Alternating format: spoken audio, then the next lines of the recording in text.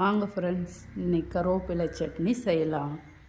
எண்ணெய் ஊற்றி பச்சை மிளகா 4-5 போட்டுக்கலாம். அவங்கவுங்க காரத்துக்கு தகுந்த மாதிரி போட்டுக்கலாம். பச்சை மிளகா போட்டு ஒரு 4 பல் பூண்டு, ஒரு துண்டு இஞ்சி போட்டு நல்லா வதக்கணும். நல்லா கண்ணாடி பதத்துக்கு வதக்குனா போதும். நல்லா வதக்கிட்டு ஒரு 3 வெங்காயம் கட் பண்ணி வச்சுருக்கேன். ஏற்கனவே 3 வெங்காயம், 2 தக்காளி கட் பண்ணி வச்சுருக்கேன். 3 கொத்து கருவேப்பிலை உருவி வச்சுருக்கேன். ஆப்ஷன் தான், அவங்கவுங்க தேவைக்கு ஏற்ற மாதிரி நம்ம தக்காளி வச்சுக்கலாம். ஒரு கொட்டை புளியும் வச்சுக்கலாம் வேணுன்னா. நான் வைக்கல.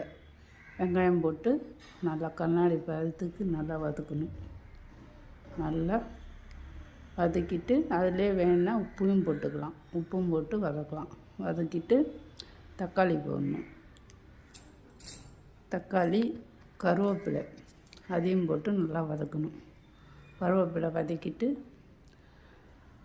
அதுக்கப்புறம் 2 தக்காளி கட் பண்ணி வச்சுருக்கோம். அதையும் போட்டு நல்லா வதக்கணும்.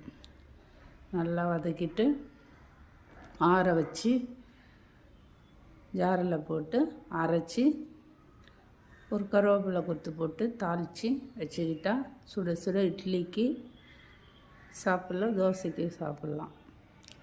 அவங்கவுங்க தேவைக்கு ஏற்ற மாதிரி எதுக்கு வேணால் வச்சு சாப்பிட்லாம். கருவேப்பிலை பசங்க ஒதுக்கி வைக்கும். நம்ம இந்த மாதிரி செஞ்சோன்னா உடம்புக்கும் நல்லது. கருவேப்பிலை வச்சதுன்னு தெரியாது. கொஞ்சம் டிஃப்ரெண்ட்டாக வாசனையாக நல்லாயிருக்கும். ஒரு முறை செஞ்சு பாருங்கள், எப்படி இருந்ததுன்னு சொல்லுங்கள். இதுவரையும் என் வீடியோவை பார்த்ததுக்கு தேங்க்யூ. நன்றி.